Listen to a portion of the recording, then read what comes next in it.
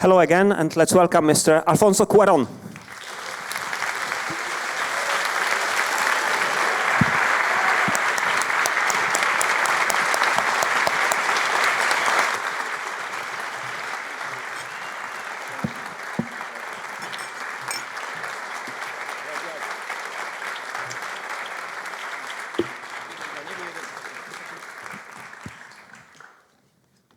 Please allow me just to start our meeting by asking some 2 or 3 questions myself, and then we'll go with the mics to you so that you can share your experiences, your feelings, and ask your questions.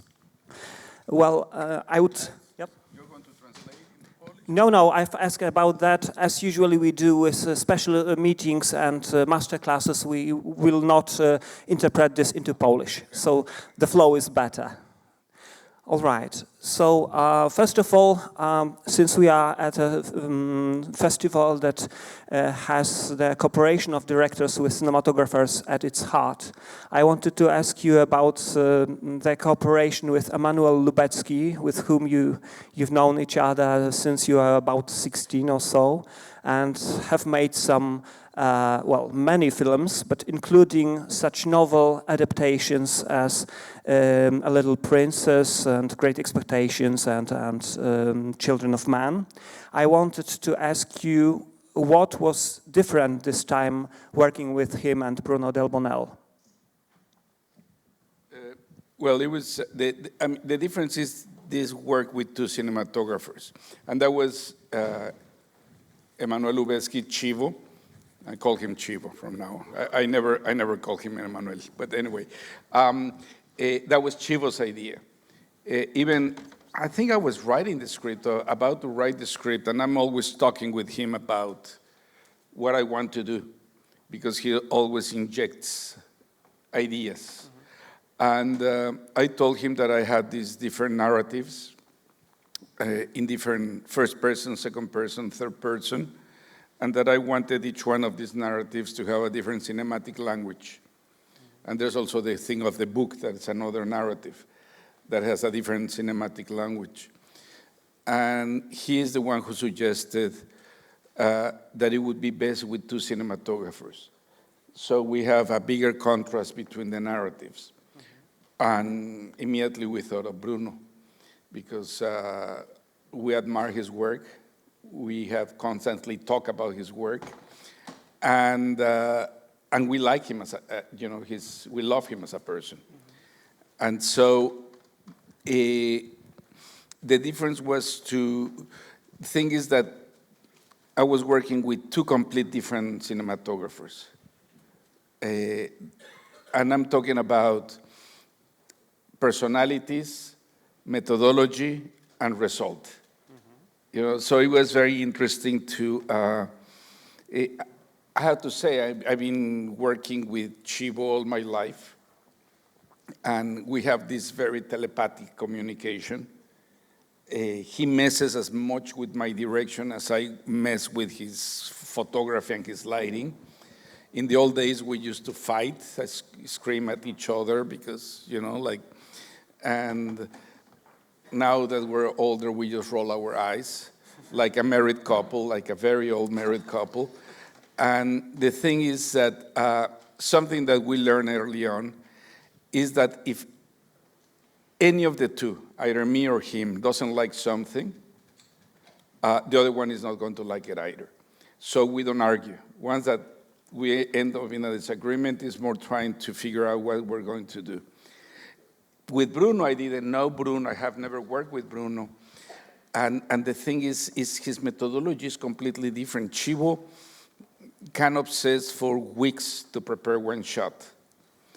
Bruno prefers to find it when we're doing it. So it was 2 different approaches. Now, part of the rule that everybody established is that one cinematographer was not going to be checking dailies of the other because they didn't want to be influenced by the other, to keep it themselves separate and not even visiting the set. But at the same time, there was a lot of work that needed to be in common because of there is a continuity that happens between one and the other. Sometimes the way that the methodology works is that Bruno did Kevin Kline's character and everything around Kevin Kline. Whenever he visits the Nicholas in the shop of the vacuum cleaners, or where he has dinner with Sacha Baron Cohen in the restaurant, that is Bruno. Chivo did Catherine, Kate Blanchett, and all the stuff around her family, when she's with Sasha, or when she's with her co-workers and stuff. That is all Chivo. And then the other pieces in between would be depend of whose point of view is more dominant. And each one with a different language, obviously. But then there was a continuity of atmospherics, like because sometimes you cut from Stephen to Catherine, but it's the same real time, or you cut from Stephen to Nicholas receiving text messages. It's the same time of the day in the same city, in a geography not so far away. So there was described from the script a whole game of, it was raining, overcast, but then the sun begins to start coming out. So all those elements, they have to be in sync between one scene and the other. So they had to coordinate the methodology, but also the precise moments in which each thing was going to happen. Each one doing it with a complete different tools. Sometimes they use and that is incredible about cinematographers, and is that each one has their little tricks. Each one has their little secrets that they like to use. Thank you. Well, you have mentioned the importance of separating various narratives here visually, but well, that seems like one of the main themes of Disclaimer, and you have said it on a number of occasions that those clashing narratives, some of which are not true at all, is what it's all about. And I wonder whether you think that directors or even storytellers in general have some sort of responsibility towards truth, and what sort of truth are you looking for when you are telling a fictional story? Well, in Disclaimer, actually, none of the narrators is talking about, they are telling the truth, but they're telling the truth as they understand it. It's not that they're lying to you. It's... That's their truth. Their vision of truth. Stephen thinks that this is what happens. It's not that he's lying about it. He thinks that is what happened. And but in terms of filmmakers and truth, I think you have to be completely loyal and honest to your film.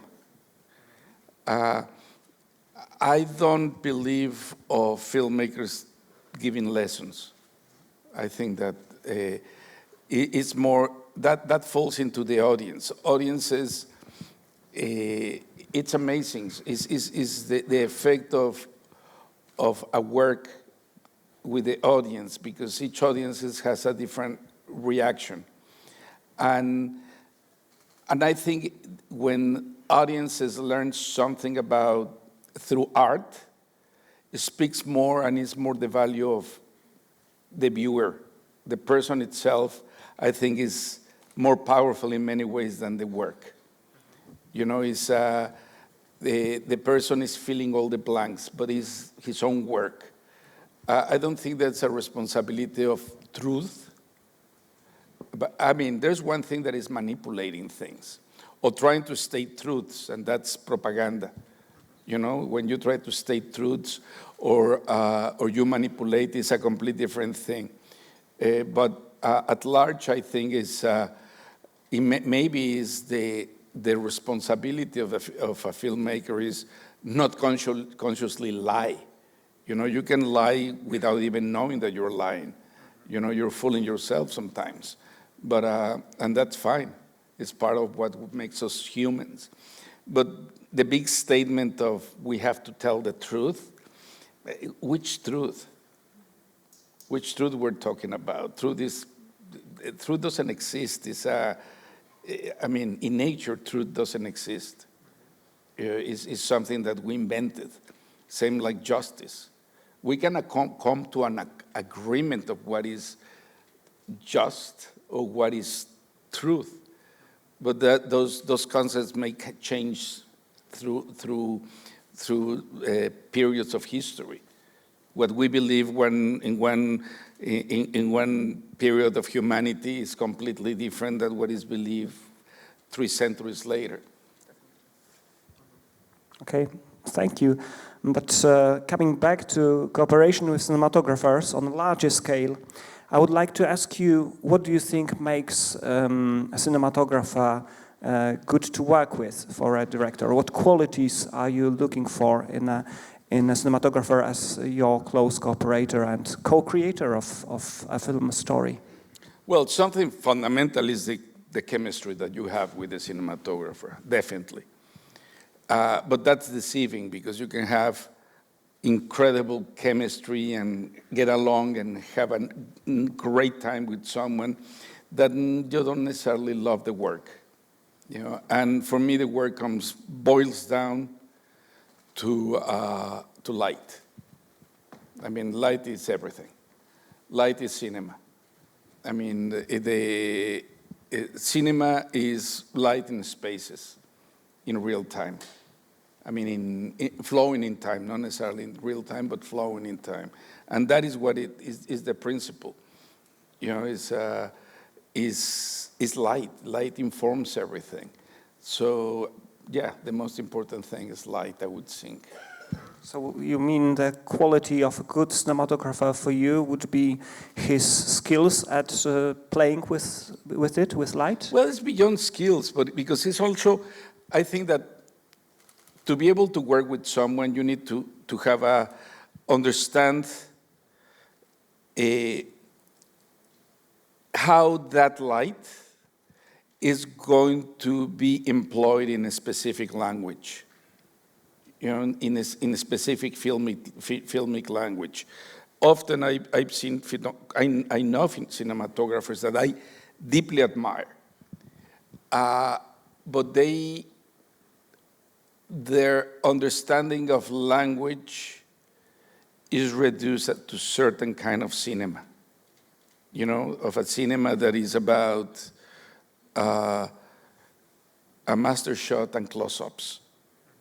And they do beautiful light doing that, but that's what is resumed and becomes more about the aesthetic of each one of them. Which lens looks better for a close-up, that they tend to use long lenses. And for a full shot, a certain kind of lens. I tend to go from another school of thought that is not so much about the aesthetic. It's about the language. And if you're consistent with the language, that language creates its own aesthetic. Not the shot creates aesthetic, but the language itself. All right, thank you. And I think it's the time to give our audience a chance. Maybe let's start with the lady in the second row. Could you please the mic to her? We have 2 mics, one on each sides of the room. Hello, good morning. Morning. I'm Anabela Moutinho, Argumento Cinema magazine from Portugal. Congratulations and many thank you so much for this most TV cinema series of all times. And yes, we are wanted to be deceived as viewers. Even in this story, we don't let that at least 2 details join us to begin to make us to begin being suspicious of that story. The first one is when Jonathan is going to save the little kid. Nicholas said to him, "No, no, go away, go away." And I was, what? It was only because he was, having a good time in this little boat. And the other situation was the reaction that we cannot hear, but the reaction of Jonathan's girlfriend's mother, even when she says to him that Jonathan is dead. And we guess, oh, luckily, something like that. But, so we are always trying to be deceived in this series. It's wonderful. It's a wonderful thriller. Thank you so much. My question is, although about cinematography, because you shoot, or the cinematographers, one of them, I don't know who, shot several times the house from the point of view of the street, in a certain distance, at night. And it always seems like an aquarium. And Catherine and Robert and Nicholas like little fishes. Just for me, it seems like we are being told that you are not, viewers, part of this story. You are just observing the characters as little fishes in an aquarium. So don't think that you know things about them. Does this make any sense to you?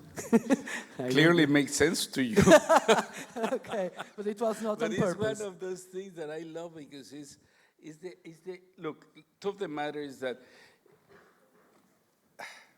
filmmakers and even cinematographers, sorry, we're not that smart. And most of the work is very instinctive. And then sometimes we get lucky. And sometimes audiences often fill the blanks. And that is what I mean, that audiences are way more intelligent than the creators themselves. Obviously, there are a lot of theoretical things that we do in the way, but half of those theoretical things nobody grasps. So it could be very clever, or you can feel very smart as a filmmaker doing it, and it doesn't matter. The ones that matter is the ones that audiences take. Okay. And that, for me, that is the thing that is priceless. Thank you. Thank you. Maybe the gentleman over there.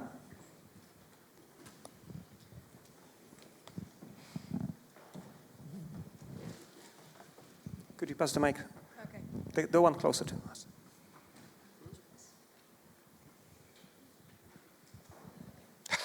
Thank you. Hola, Alfonso.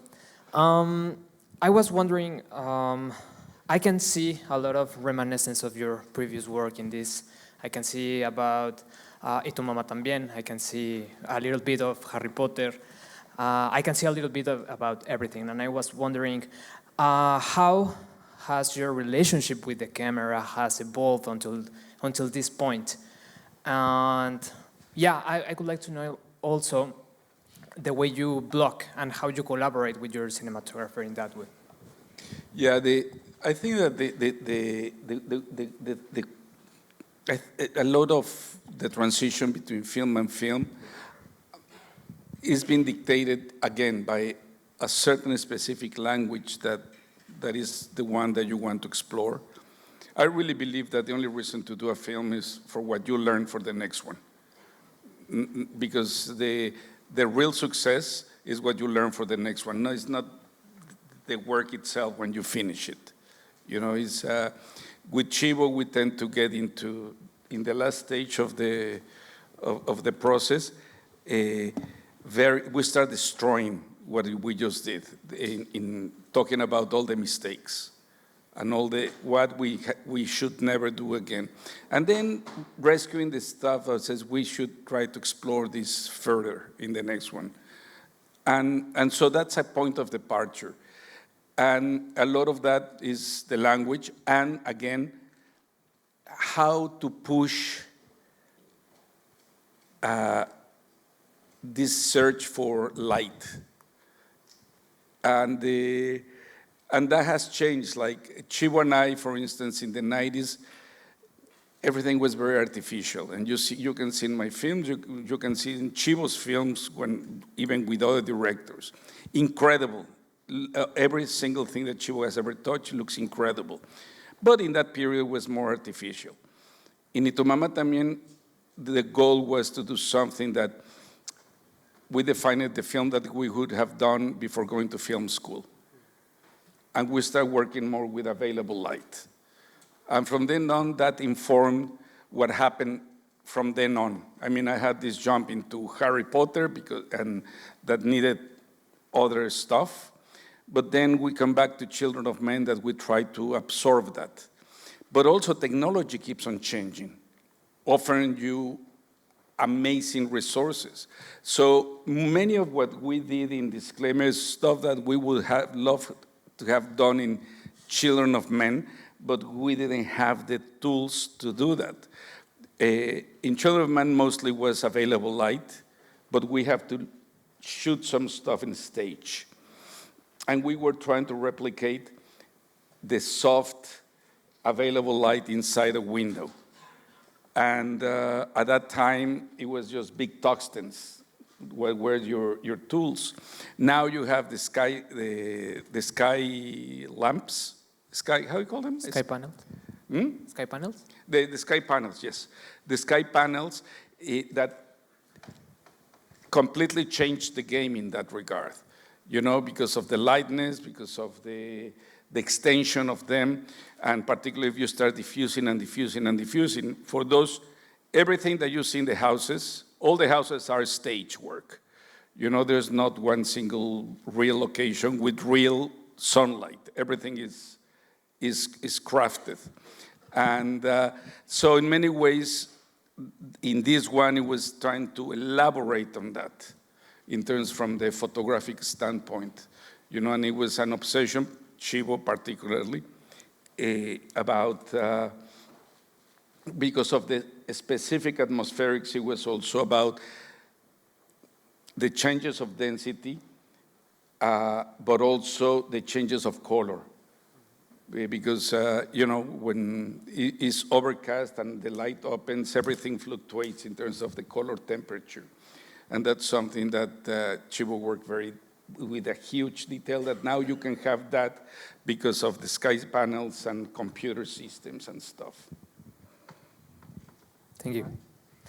And about staging, that is for me what is I have a preconception of what I want to do, and I love then work with the actors, and then everything starts to inform what the shot is, but you try to, obviously you manipulate your blocking to your light sources. And I think it's very obvious in Disclaimer, everything is staged around windows. And it's just about, sometimes the actor feels that he wants to move to the other way, and what you try to understand is the need of movement, and then you adapt it, and so he ends up moving to a light source.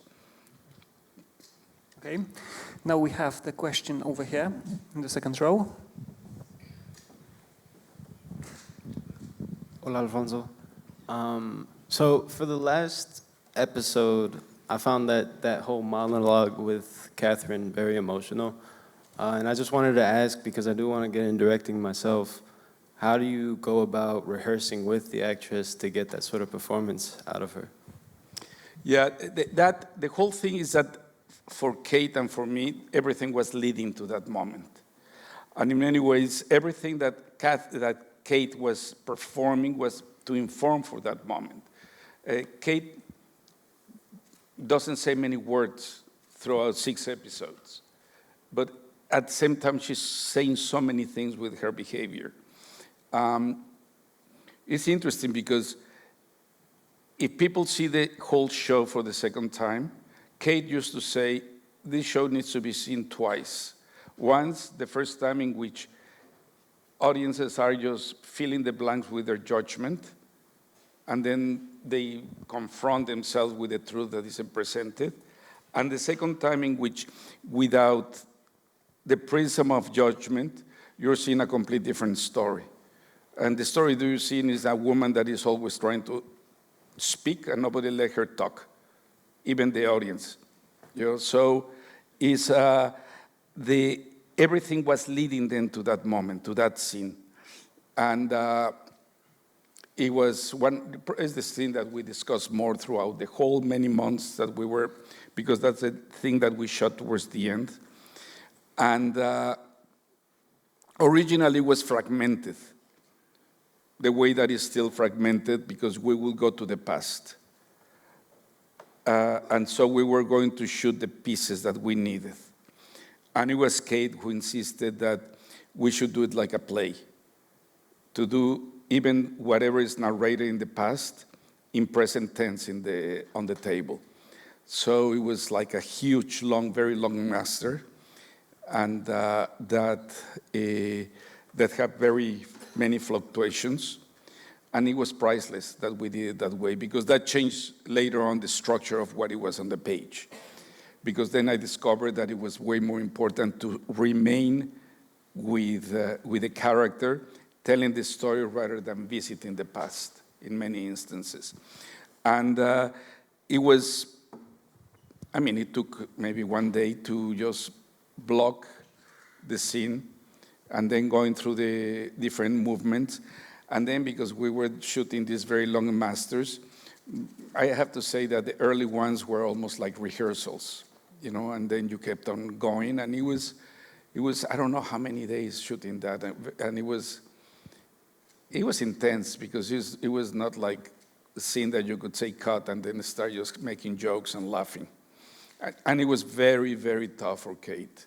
I know that the moment that we complete that scene, Kate just went bananas, meaning like completely silly on set. It's as if suddenly she had this laughter attack, and she was just maniac going around and dancing, and because suddenly a whole pressure was liberated for her as an actor. Thank you. Okay, there's the gentleman in the back.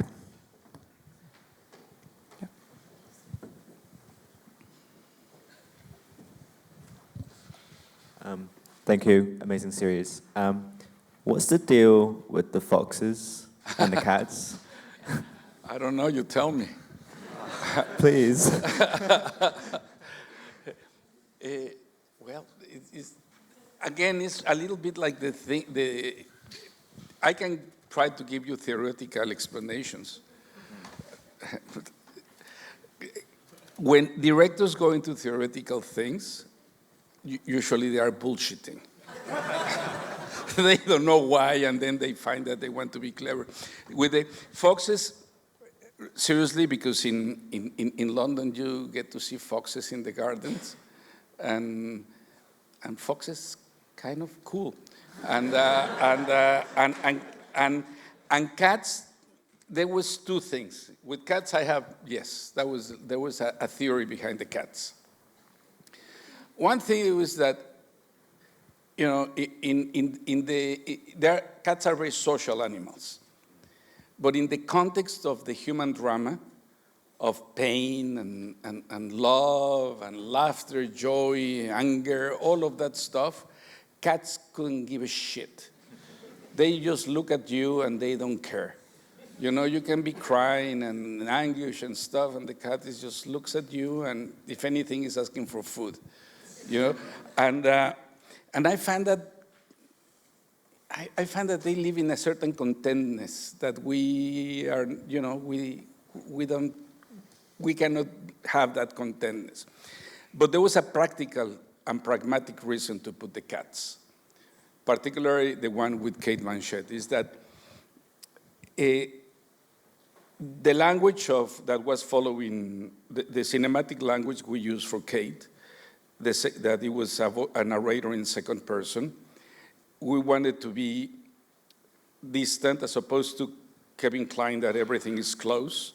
Here was kind of very, very wide shots, mostly in real time, one-shot deals, and just following Cate Blanchett, observing her. Try not to move the camera much. The rule was that if she doesn't move, the camera cannot move. If she's static, the camera is static. And she's incredible. She's so damn precise. And I'm very used to accidents, same as Chivo. We like what we call the happy accidents that they can turn into miracles. You know? And I think that stuff that people remember of stuff I have done, I didn't plan it. You know, I'm not that, again, we're not that smart. It's just an accident that you were lucky that happened. And, but that was not happening with Kate because we were shooting on stage, so the lights were controlled, everything was controlled. And she's so dead on, take one, take two, take three. And it's when I said, okay, let's put a cat. You cannot tell a cat what to do. And if she's cooking, the cat is going to try to go and eat the food. And, or if she's doing boxes in one scene, and then so the cat is going to jump into the box. So now there was the element of unpredictability, that, you know, she has to be interrupting what she's doing to move the cat out of the way, but while she keeps on performing. And she never missed a beat. She just was able to integrate the cat into the whole thing. And at the end, because Kate is Kate, the cat ended up doing whatever the Kate wanted. So, and the animal trainer ended up hating us because the cat stopped being trained. You know, after that, because we were letting the cat do whatever he wanted to do. So he completely forgot how to follow orders. And you cannot train a cat twice. So that's the cat. Amazing, thank you. But I'm sure that you thought interpretations that are way more interesting. No, it's true. People have theories. I'm sure you have one for the fox. All right. The lady over there. Hello. I wanted to ask a question about your collaboration with a composer.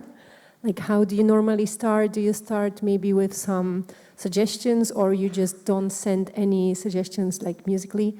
Yeah, so that's it. Thank you. Yeah, I was very lucky to collaborate this one with Phineas.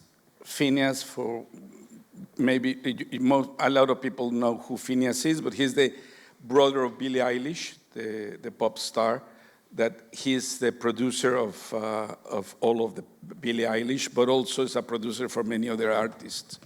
He's like very young, he's like 25.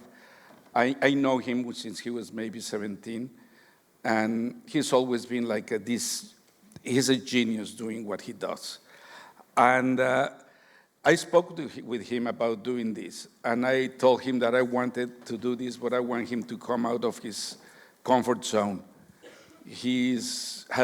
Until disclaimer, he had only worked with electronics.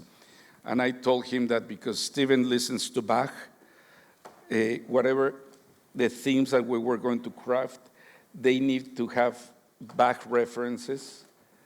And it would be mostly a quartet and maybe an octet in other places.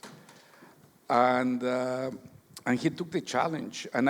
So I had already the music selected for Steven, all the Bach pieces. I had a temp as I was editing, that it was modern reimaginations of Bach by different contemporary composers. And then there was this other element that is the element of the book that I told him that it needed to be a fantasy, because I wanted to be over the top fantasy. And the reference I gave him was these Italo-French co-productions of the 70s that they were like soft porn with music by Francis Lee and Michel Legrand and stuff. So those were the elements. And then I had to say, it was incredible what Phineas delivered. And the work that we got this incredible quartet called the Attacca Quartet to perform all these different pieces. And this was crafted like that. You know, it was a long process of music exploration. You know, sometimes, often he would send something and says, no, it's not like that. And he had he said that for him was easy because it was like working with any other artist that he works, in which he cannot put his ego in between. So he's just trying to serve what the artist is looking for. I'm talking music artists. So he was just trying to find what I was after, you know, and he was incredible. I'm very grateful with Phineas. There's the gentleman over here in the second row. Hi, Alfonso. Thank you for not just for this, but for all your work. Like it's an amazing. It's complex. It's deep and humble. I have to say. When I was a kid, my grandma used to say, "When you have a problem, ask somebody who's experienced and smart." So that's why I'm here. And I'm a director and a screenwriter, and I'm approaching the industry. I have a film in a competition, and I have a problem when I finish writing to move to directing. Like how to approach a work that you have spent hours on writing and change your frame of mind in order to direct it, and also to understand if what you wrote is good or not, or is maybe connected with the core of the story. Yeah, so that's my question. No, I see the thing. In my process, the thing is that because I tend to write what I'm going to direct. When I'm writing, I'm already kind of directing. I'm already seeing what I want to. The screenplay, for instance, light is described. The first thing that is described is light, location, light, and then sounds. And then I start establishing character in the writing, you know. So I have a clear idea, more or less, of what I'm after, and I force myself to imagine how the scene is going to unfold as a film. You know, we're writing to shoot something, not to be read as a novel, and then. Often I find myself that I don't know what I want to do. You know, what is the good way to go? In my case, what it works is when you connect what I call the seed of the idea. Everything any idea comes from one spark, original spark that starts to grow. It's like what David Lynch called the fishing, you know, like David Lynch, he has a great example of that is about just being there and waiting for the fish to bite. And it's that first spark. And when I find myself often that I don't know what to do, I tend to reconnect, try to go back and reconnect with that seed. And very often, I find that the answer is there. You know, it's ultimately, if you're writer, director, you are who know, you know, you're the one who knows where the answers reside, you know. And then you have the collaborators as well. That if you have someone close that follows you, sometimes it's like the one that helps you to kind of guide the boat. Cinematographers are great for that. Okay, there's the lady in the back, yeah, in the last row, I think.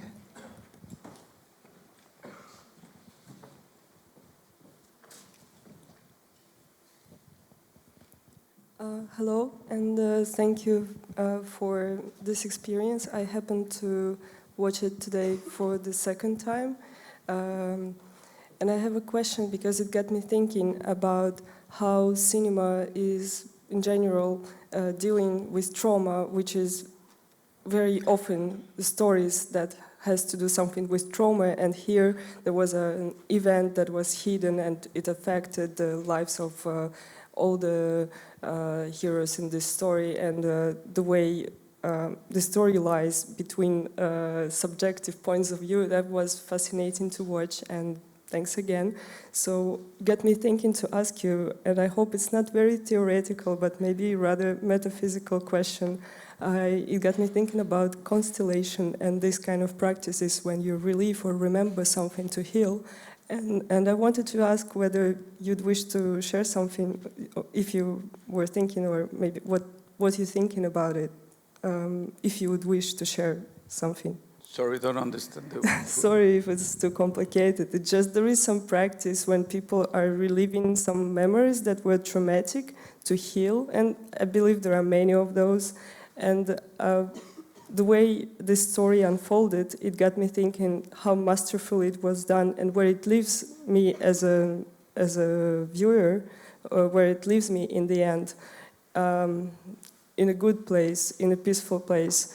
Is there any ethical kind of your position? Because it's genuinely ethical what I saw, but in some movies sometimes it's harsh, it's different. So I was curious whether you have some, I don't know what their thoughts about as a position, like where you leave the viewer after a difficult story that you show as a director. I don't know. Sorry if it's too. No. Look, one thing was priceless was the collaboration with Kate. You know, from the get-go, Kate started doing so much research about trauma. Also, I had an advisor, Lidia Cacho, a Mexican journalist that is an expert also has written about trauma, and trying to be kind of very respectful and also a kind of, there's so many details that happen in that process. But the most important thing in many ways for me was what that trauma unveils about yourself and the others. Because, I mean, you reveal that, for instance, that Robert is a very insecure, jealous man with insecurity complexes all the time, with a little bit of a daddy issue. And, but probably without the existence of that trauma, the narrative that would prevail is the one of him presenting himself as a supportive husband that follows the good causes. You know, it's very often what happens is trauma reveals not the truth of yourself, but the truth of many people around you. And that was part of what for me was interesting, as much as exploring the subject of trauma, but more about those hidden truths that, I mean, we are, all of us, we present one face and we're hiding so many other truths, and it's fine. That's part of being a human. You know, so the problem is some of those truths that are harmful to yourself and harmful to other people. And like is the case of, in the case of Disclaimer. And I have heard about this thing, about constellations, I don't know, but I have to be honest, I have heard about the concept. I have no idea about it. No, it just felt like as if you've done something, like something similar to a viewer in a way, even though I'm not very deep in that subject either. It just, I've heard about it too. But thank you again. Well, thank you. All right. There's that gentleman over here in the middle.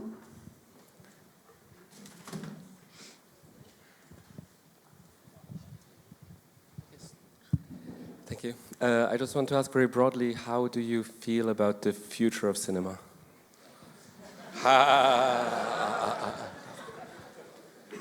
Don't believe anybody that tells you that cinema is dying or is dead. It's bullshit.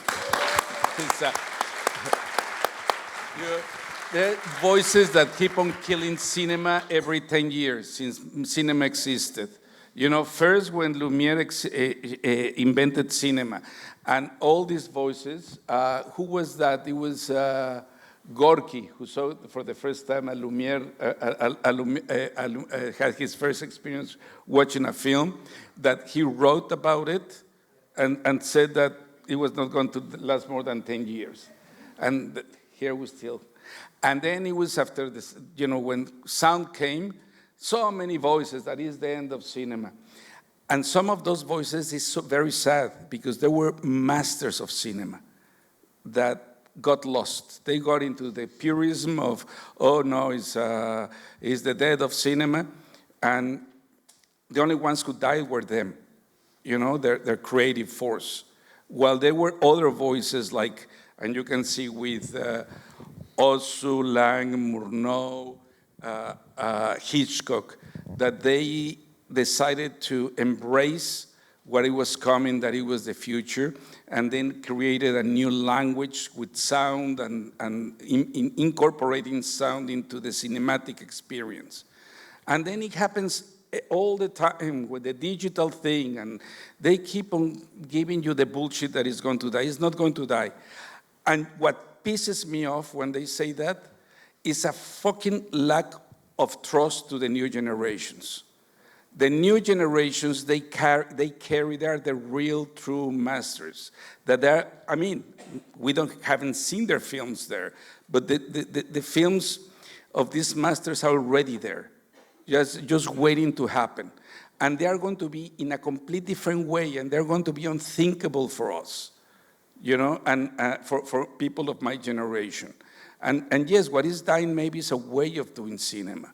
It's like, think about, you know, like when in the 40s, when with voices that cinema was dying, because in the 40s, the reason it was dying, it was because of the influx of musical comedies, that there are not, it was a noir that was killing the drama, and that was not real cinema and stuff. There were voices saying those things.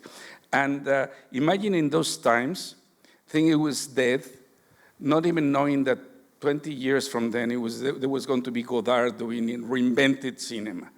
You know, it's like, cinema is constantly reinventing itself. And I'm very curious to see which shape cinema takes. Yes, ways of exhibition are changing, ways of how we experience cinema is changing. You know, it's unquestionable that now we have the paradigm of watching things at home. But truth of the matter, I want to ask all of you, when was the last time that you saw Ozu in a theater?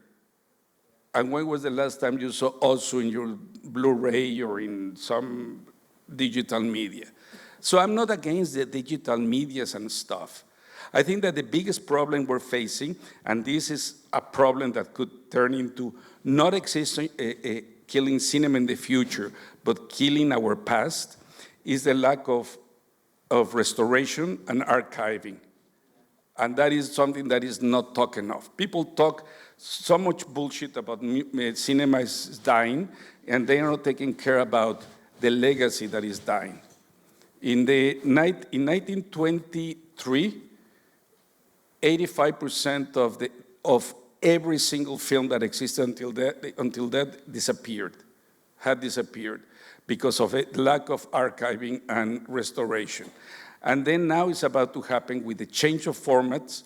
So many masterpieces of history are going to get lost if we don't restore and archive those properly. So I think that it's more important, the discussion of restoration and archiving, than bullshit that the cinema is dying.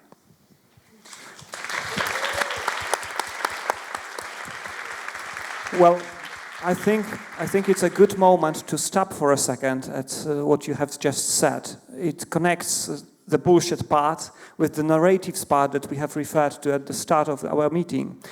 You know, as you have mentioned, some people are afraid now that VOD platforms are killing cinema as we know it watching on big screens, right? And yet, both Disclaimer and Roma are great examples of the VOD platforms investing into such locally told stories, so to speak, to make them available to large audiences, pieces of true art, indisputably. And of course, they want to make money on that. Of course, they want to gain more interest in their platforms. Yet, it's like a sort of clash of narratives once again, whether it's something that this world of cinema can benefit from, or is it more a threat? So could you please say just a few words about how much freedom did you feel when making this film, and perhaps Roma as well? How much did you get the artistic freedom when shooting them? Well, Roma was different. Roma, I produced myself, and then we licensed the whole thing to Netflix. It was not a Netflix production. This is the first one that I do for so-called a platform. And by the way, by saying that thing, I'm not saying that I'm defending platforms one way or the other. I think that obviously, for instance, in terms of restoration and archiving, platforms, they don't have show to give a damn about archiving. They just want to have a bunch of titles, but it's so impossible to find the films later on. And I guess that they don't even know what they have.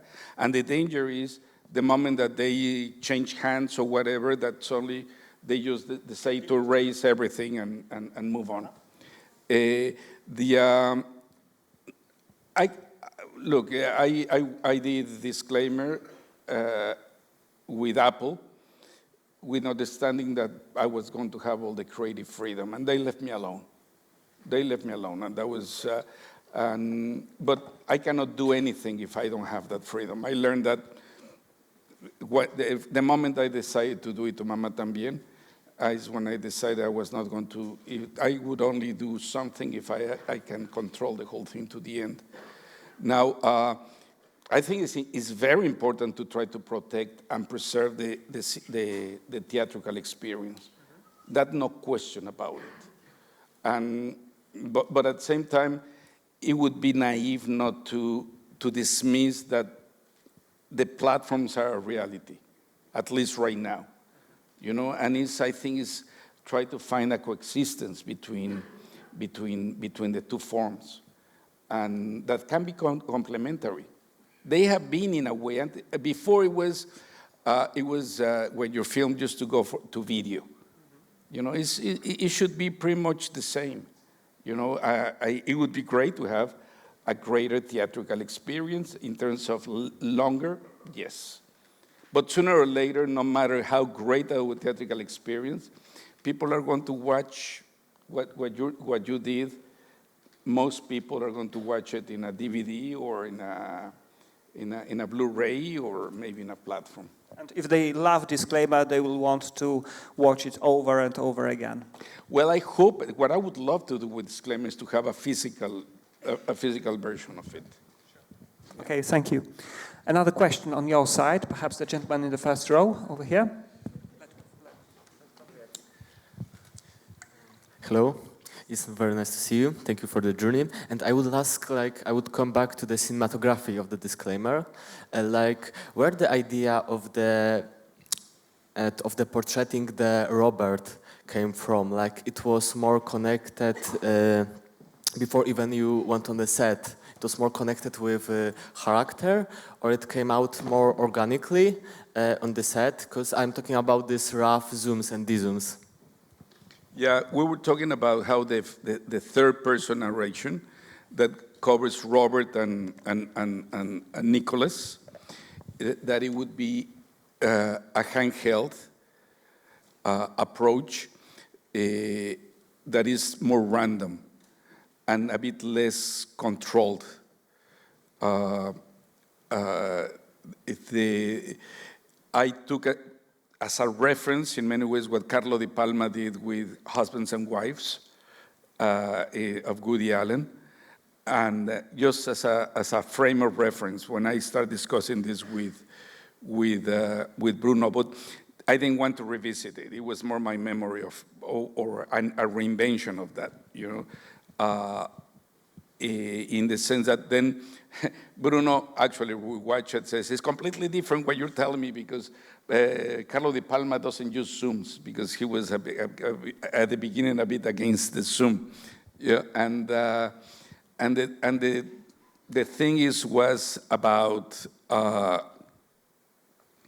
having the handheld and with the operator that I would give a rough instruction, and I said, I told the operator, you have to try to keep always his face on frame. And he would see that it was a wide shot and says, okay, no big deal. The trick was that I have the zoom control. And so I was watching the whole thing, and suddenly I would go like that. And I like the energy of the operator trying to figure out where the whole thing was going and stuff. And by the way, if you do that, I recommend the zoom control with the, not like this. Like this sucks. Yeah, like this is really good. And so I had, same as when you're doing f-stop, it's much better like this than like this. Anyway, maybe you like the other one. But so that was the principle of it, and then to try to, based upon that, then we would be shooting, and in the moment, it was just like any other shoot, going, okay, you know what, let's come now from underneath and start to find angles, but in a kind of very random way. With Steven was very controlled, because everything was about his point of view. He needed to be completely random, and I would go and said, okay, he's going to get out of the bus. I said I want a camera that is countering. So, like the bus is going one direction, the thing comes like that, and it was the same thing, just follow him.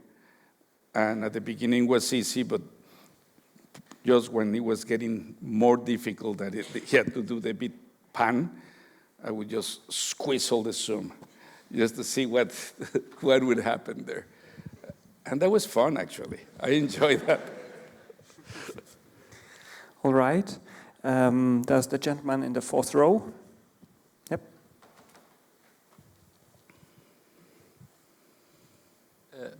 I had a question about the lighting. You say it's the most important thing for you, and it's also in the script. How is your cooperation with the cinematographer on lighting? Is it discussed on the front, or do you also have a big say on set? Well, there's huge discussions about light before. It's about the principles that we're going to follow. And yes, and then in the set, yes, I get very involved there, But I'm used with Chivo. Chivo gets all the way to the kitchen in my directing. That's a Mexican expression, to get into the kitchen, meaning that goes all the way and he's messing with my direction, but also I'm messing with his light, Messing with light meaning, no, I don't like that, let's do it softer, or you know what, in this one, let's not go as soft and maybe let's change the source farther to the left, or stuff like that, But it's not imposition, it's a conversation. It's what do you think, and says, oh yeah, maybe. Sometimes says, no, because of this, and says, oh yeah, you're right. But same as when he comes with my direction. It's the same thing. The two things, I cannot block if I don't understand the light, for instance. But to understand the light also is the cinematographer trying to be sensitive to the needs of the cinematographer, in order for that light to work in the characters. And by the way, light in the character means that sometimes the characters are dark and the background is lit. That almost silhouette. But that's also a choice, is what you're looking for. Okay. There's the lady up there in the back. Hi, thank you for your films and for disclaimer. I really enjoyed it. I want to ask about the sexual scenes, because nowadays it's a really big boom with intimacy coordinators. If you used one, or how did you manage the sex scenes, which are really spicy? They're really great. I think that everybody were really stoned, trying not to move when we saw them. So just this, thank you.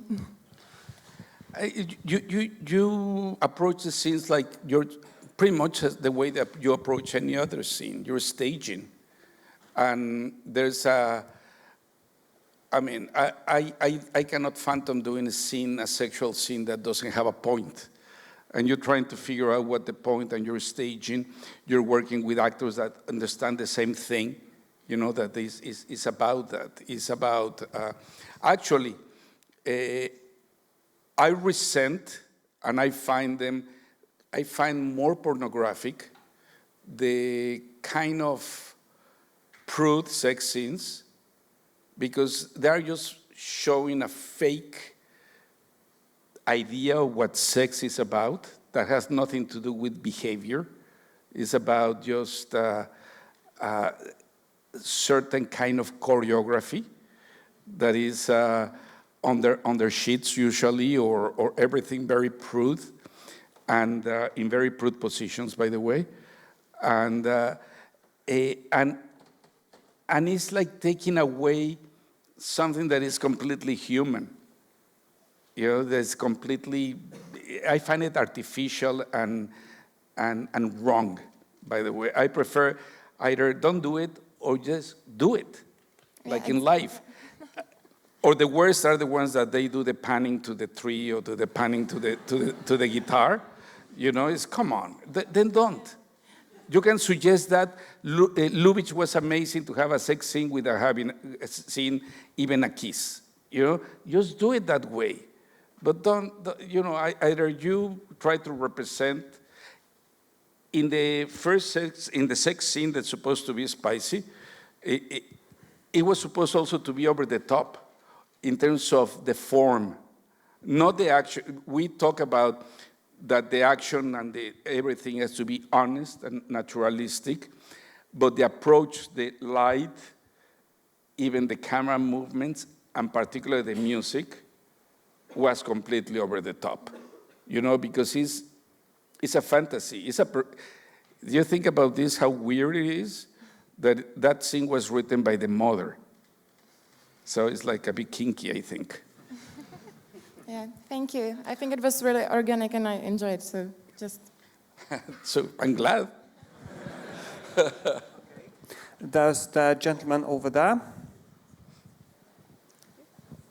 Maybe him the first one and the other one as the second one.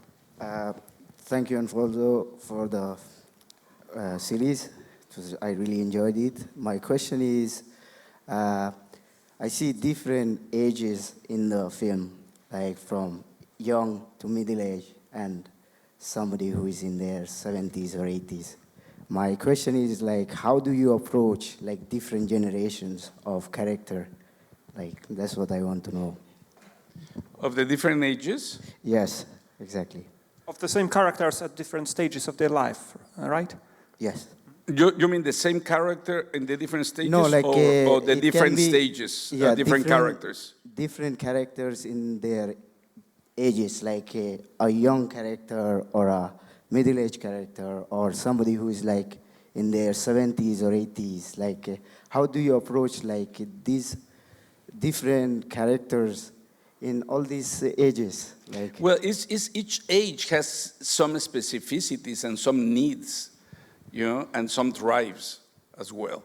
You know, and I think that's,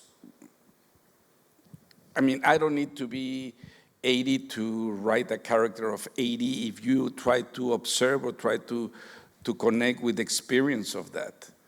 You know, in many ways, yes, once that you have passed that stage of life, you can look back. That sometimes it's dangerous also to look back, because when you look back, you can feel everything with also romanticism or a certain sense of, yes, a romantic view of a certain past. I'm more interested in the motivations, and what drives each one of them. And the interesting thing is that besides the specific things like, let's say, in different stages, there are different needs different needs in terms of success. For instance, the ideas of succeeding, or the ideas of the importance of your work, or sexual drives and stuff. All of those are changing with age. But the core of humanity, of what makes us human, it doesn't change that much. It's pretty much, I think, is all that information is telegraphed to us in our first 8 years of life, with all these joys and all these fears and all this curiosity that remain the rest of your life. And clearly, I mean, even I think the characters of Disclaimer, pretty much, they have a big root in those years. All right. Maybe the gentleman in the middle here. Could you pass the mic? Thank you. My English is not quite well, but I will try. Hello, so here. Oh, yeah. First, I want to ask about truth and lie. First, I want to thank you for the truth with the locations. The London is a real London. The Italy is a real Italy, and nowadays is not quite often, I think. When you shoot the Marvel thing, you shoot in Atlanta. When you shoot historical film, you shoot at Malta. When you shoot the big American history like this year's The Brutalist, you shoot at Hungary. And when you shoot the big French thing like the Maria Callas this year's, you shoot in Budapest, in Hungary. So what do you think about the future of the filming in the real locations? There will be a few filming spots on the world map in the future, or it's a temporary thing? I have bad news for you, because all those interiors were fake as well. He was on stage. We shot all of the interiors on stage. But the outdoors, yeah. The thing is, it's a world that I know very well. I know these characters of Disclaimer very well in terms of for instance, the United Kingdom is such a class segregated society. Everything is informed by class, and it's very specific also in their neighborhoods, the houses, everything, and that's what I wanted to convey, and the specific locations that I know. In Italy is a place that I know very well, and I wanted to shoot there because I know it very well. Now, saying so, this whole thing of making one thing look like something else is as old as cinema. You know, have you seen the shorts by Méliès? Méliès, you don't know the filmmaker? Yeah, okay. He never went to the moon. And nevertheless, it's the moon. Yeah, you know him through Scorsese. Well, it's good that the Scorsese does that. So, yeah. But yeah, I'm not necessarily against that. I'm against that when it's ornamental and it's not about something, in which there is not stuff can be tactile. And filmmakers can turn into some place into something tactile. I mean, I trust filmmakers like I'm sure, even if it's Budapest, Maria, I'm sure that the essence feels about what Larraín was trying to do say about Maria Callas in that stage of her life. Brutalist, I haven't seen, I'm dying to see, you know, and I'm sure it's not about a documentary about the locations, it's about something else. You know? And so I'm not that worried about that. And yes, when you're talking about Marvel shooting New York, Atlanta for New York, it's people with capes. Who cares?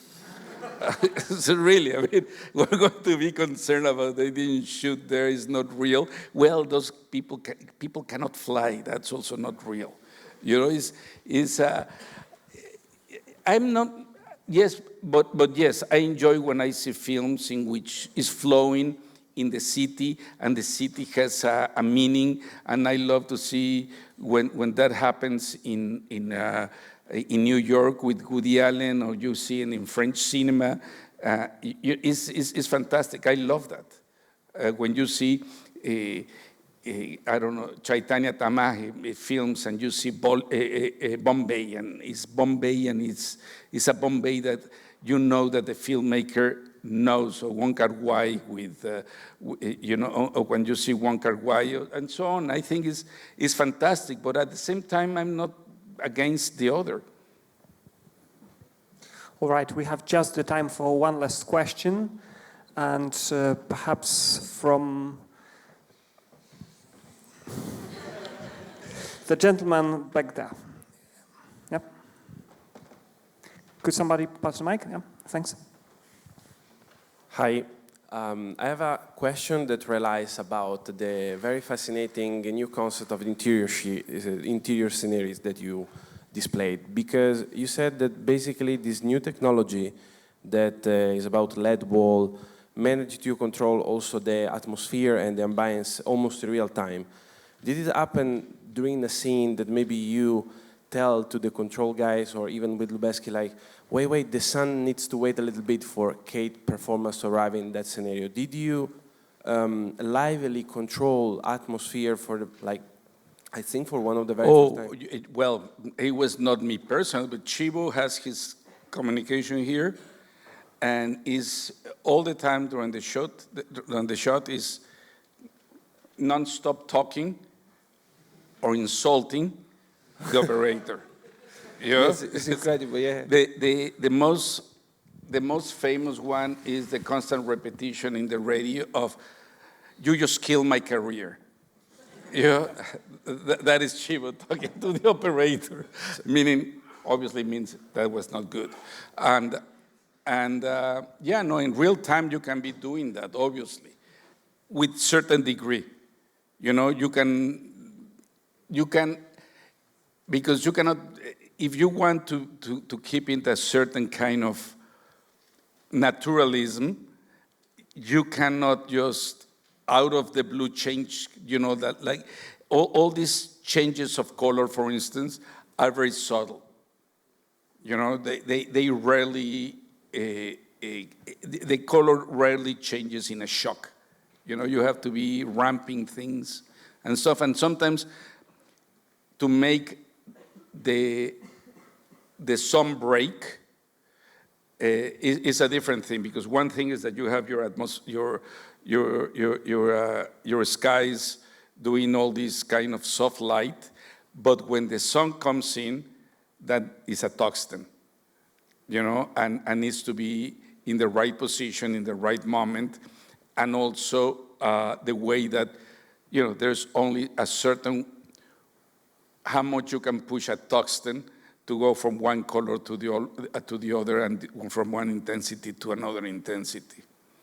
But no, you do it real time. I mean, what Chivo is doing all the time is doing it real time. Wow, thank you very much, really, because does it feel like, just to wrap it up, to have at least in interior the power of the God to control at least this kind of... Well, cinematographers, you're gods. Now you're gods. No, it's true. It's just the tools that now exist to have control. I mean, you guys know, like 20 years ago, those things didn't exist. And it's incredible. It's incredible. The tools right now are incredible. And it keeps on coming, you know, like it keeps on getting better and better and better. But all those tools, they don't mean anything without the imagination and the eye, because that's the thing.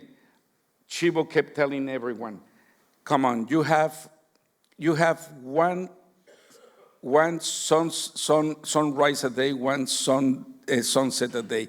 Look at it. Look at the colors. Look how they change, how they transform. Look, you know, and that's the thing. Is not people doesn't observe light often with all the miracle that is happening with light. You know, like the and it's not only the sunset and the sunrise and the dusk and the dawn, but it's just during the day.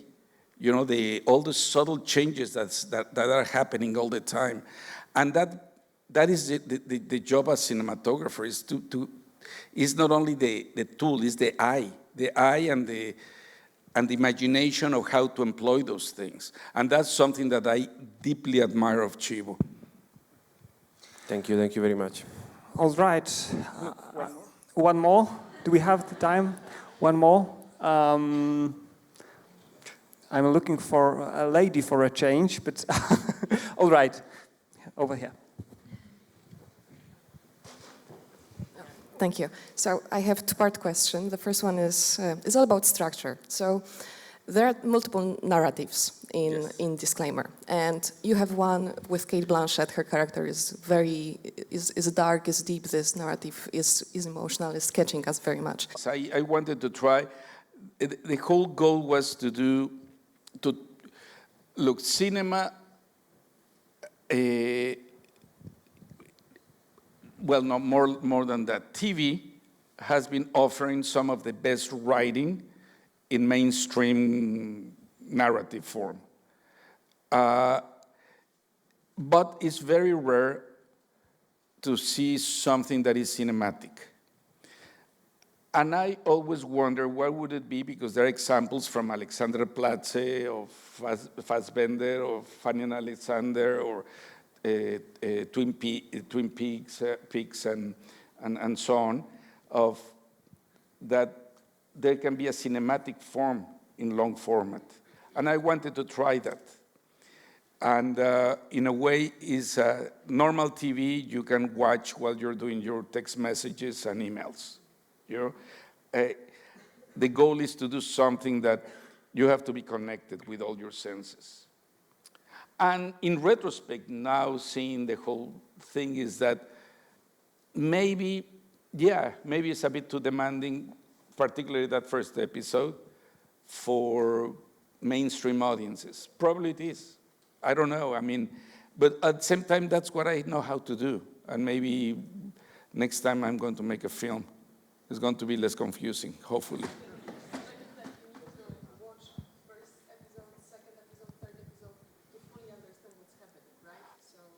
Well, if you skip one episode, it's going to be a bit difficult to understand what's happening. Yes, but that is the case also with films. Yeah, exactly. That if you have a film, you usually watch it from the beginning till the end, right? Yes, but I will tell you something. When I saw, you know, the Maltese Falcon, the film with Humphrey Bogart, when I saw it for the first time, it was in the Cinematheque in Mexico, and I walk out saying, this is the most abstract, avant-garde film I've seen. Now I see what's the whole buzz about. I was a teenager. And then I was so excited, I invited friends to see it again. And it's when I realized that the first time they have skipped the order of the reels, so I have seen a completely out there crazy thing.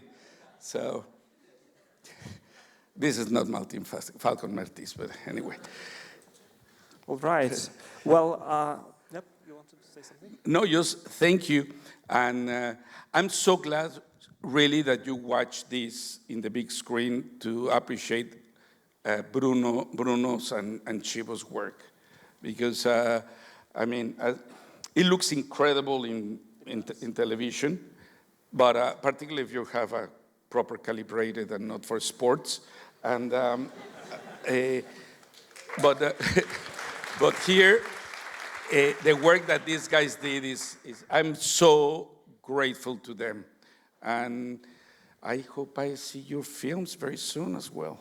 Well, and I'd like to say that I'm sure you have learned on this shoot enough to be sure to continue being a great collaborator and a great storyteller, playing with narratives, looking at various variants of truth, but definitely bringing us to some truths about ourselves as we perceive the stories and reinterpret through our own experiences, our own eyes.